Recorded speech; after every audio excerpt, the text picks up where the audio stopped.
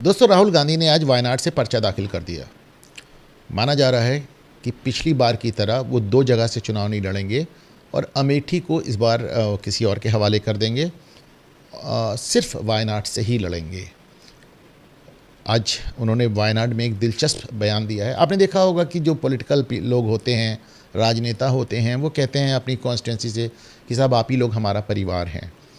सोनिया गांधी ने अभी जब रायबरेली से पीछा छुड़ाया और राजस्थान के ज़रिए राज्यसभा में गई तो उन्होंने बड़ा एक भावुक चिट्ठी लिखी थी रायबरेली के नाम कि साहब आप हमारा परिवार हैं, ससुराल हैं वगैरह। राहुल गांधी के साथ कुछ भाषा की समस्या है और वो चीज़ों को बहुत सरल भाषा में प्रस्तुत करने के चक्कर में अजीबो गरीब अंदाज में पेश करते हैं। जैसे आज उन्होंने कहा मेरी माँ, मेरे बाप, मेरे भाई, मेरी बहन, वो सब वायनाड के अलग अलग घरों में रहते हैं। अब इसका मतलब तो राहुल गांधी ही बता पाएंगे क्या कहना चाह रहे हैं वो।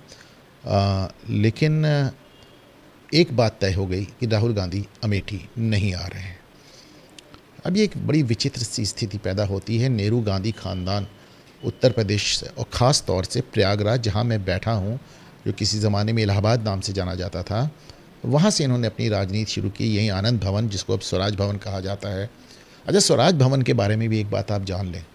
अक्सर कहा जाता है कि इंदिरा गांधी ने अपना पैतृक आवास आनंद भवन, उसका नाम स्वराज भवन रख के उसको राष्ट्र को समर्पित कर दिया। ऐसा कुछ नहीं है। वो एक ट्रस्ट बना के उसके नाम कर दिया गया। उस ट्रस्ट की चेयरपर्सन सोनिया गांधी हैं और स्वराज भवन पे आज भी गांधी परिवार का कब्जा है। वो नहीं रहती तो उसके दरवाजे भी नहीं खुलते। बहरहाल, ये इस पूरे ख़ानदान ने राजनीति इलाहाबाद से शुरू की, उत्तर प्रदेश से शुरू की। नेहरू यहीं पे फूलपुर करके सीट है, उसी से सांसद होते थे। उसके बाद विजयलक्ष्मी पंडित होती थी। इंदिरा गांधी, फिरोज़ गांधी, राजीव गांधी, संजय गांधी, राहुल गांधी, सोनिया गांधी, ये सब सुल्तानपुर, रायबरेली और अमेठी से सांसद होते रहे, प्रधानमंत्री होते रहे। और अब एक झटके में आपने देखा कि पूरे घर ने, पूरे परिवार ने उत्तर प्रदेश से संबंध समाप्त कर लिए। प्रियंका गांधी पिछली बार आई थी विधानसभा के चुनाव में, नारा दिया था लड़की हूँ, लड़ सकती हूँ। लेकिन चुनाव हारने के बाद, उस चुनाव में आप जानते हैं कांग्रेस को केवल 2% वोट मिला, तो लड़की हूँ, भाग सकती हूँ। उसके बाद वो लौट के उत्तर प्रदेश ही नहीं आई। सोनिया गांधी, आपने देखा कि ज़माने से रायबरेली की सांसद रहने के बाद एक चिट्ठी लिख के उन्होंने वो संबंध भी नक्की कर दिया और राजस्थान से राज्यसभा चली गई। राहुल गांधी पिछली बार 2 जगह से चुनाव लड़े थे, केरल में वायनाड से और यहाँ उत्तर प्रदेश में अमेठी से, जहाँ से लगातार सांसद होते आ रहे हैं।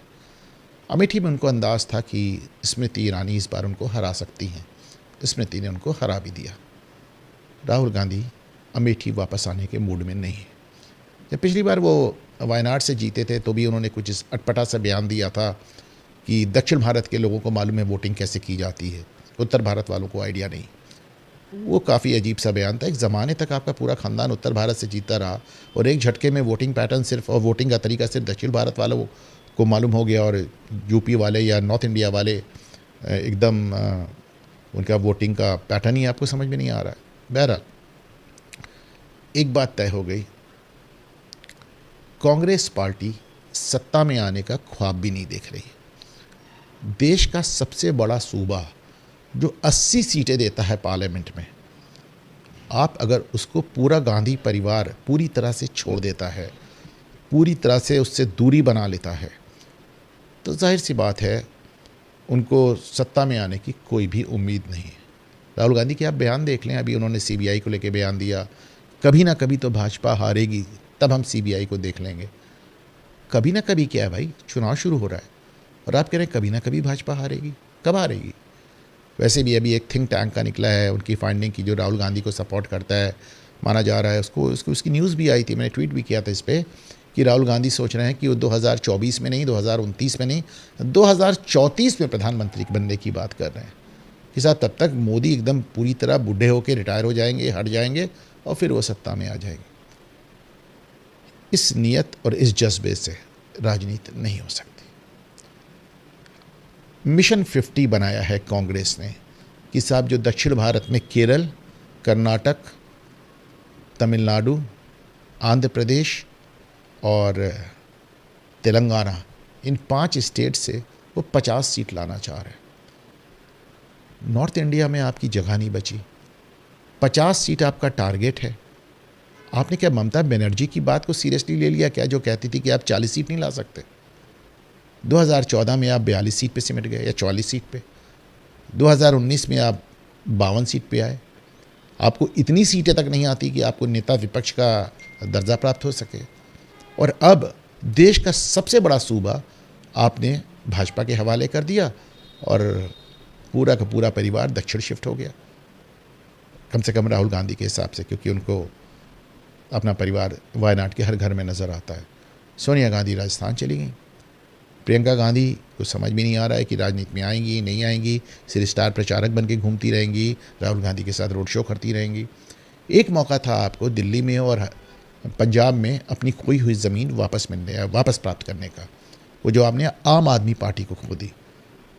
कितना गोल्डन चांस था कि साहब केजरीवाल, जिनके लिए आपकी पार्टी के सारे नेता दावा कर रहे हैं कि उनकी शिकायत पे केजरीवाल के खिलाफ कार्रवाई हुई, आप जाके केजरीवाल के साथ खड़े हो गए।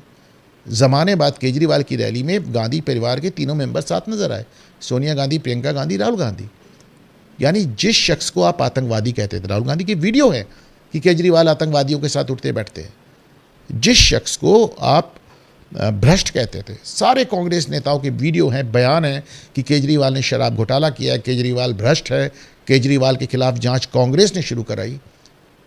जो शख्स ये कहता आया और उनके वीडियो सोशल मीडिया पे तैयार है कि सोनिया गांधी को गिरफ्तार करके थाने में बैठा दो, उसके बाद वहाँ कड़ाई से पूछताछ करो, सब बोल देंगी। आप उसी शख्स के समर्थन में जाके दिल्ली में रैली कर रहे हैं।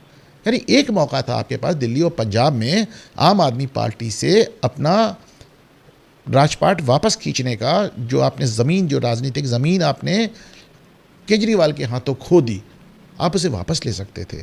कितना गोल्डन चांस था। इस समय अगर भारतीय जनता पार्टी ने केजरीवाल को जेल भेज रखा है, अब कांग्रेस भी इसको कहती है कि हाँ साहब ये केजरीवाल करप्ट आदमी है, हमारी शिकायत पे जांच हुई है, हम इनके साथ नहीं खड़े होंगे, तो यकीन मानिए केजरीवाल ख़त्म हो गए होते।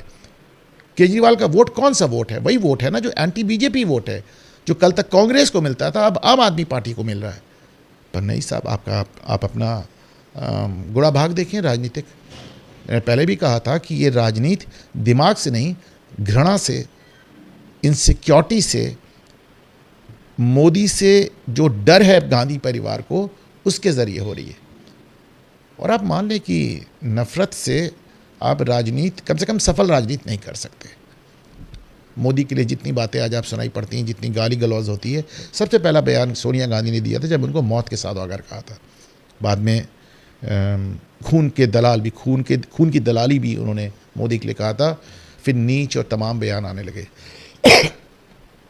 तो मेरा अपना मानना है कि दिल्ली में केजरीवाल का समर्थन करके उत्तर प्रदेश को पूरी तरह छोड़कर कांग्रेस पार्टी आने वाले चुनाव में अपने निम्नतम स्तर पर जाने वाली है। ममता बनर्जी ने जो चैलेंज दिया था कि 40 सीट ला के दिखा दो तो जाने, मुझे लगता है कांग्रेस को इस बार 40 सीट मिलना भी मुश्किल हो जाएगा।